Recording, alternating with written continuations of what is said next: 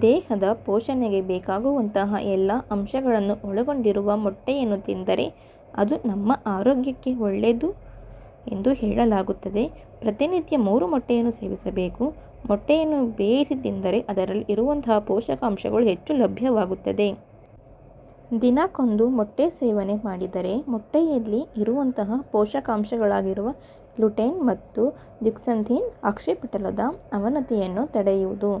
ಮೊಟ್ಟೆ ಹೃದಯದ ಕಾಯಿಲೆಯ ಬೆಳವಣಿಗೆಗೆ ಸಂಬಂಧಿಸಿರುವ ಅಮೈನೋ ಆಸಿಡ್ ಹೋಮೋಸಿಸ್ಟೈನ್ ಅನ್ನು ಒಡೆಯುವಲ್ಲಿ ಪ್ರಮುಖ ಪಾತ್ರ ವಹಿಸುತ್ತದೆ.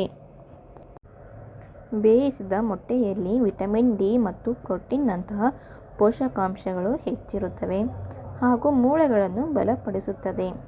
ಮೊಟ್ಟೆಯಲ್ಲಿ ನಮಗೆ ಬ್ಯಾಡ್ ಕೊಲೆಸ್ಟ್ರಾಲ್ ಇರುತ್ತೆ ಎನ್ನುವುದು ಶುದ್ಧ ಸುಳ್ಳು ಎಂದು ವೈಜ್ಞಾನಿಕವಾಗಿ ಹೇಳಲಾಗಿದೆ.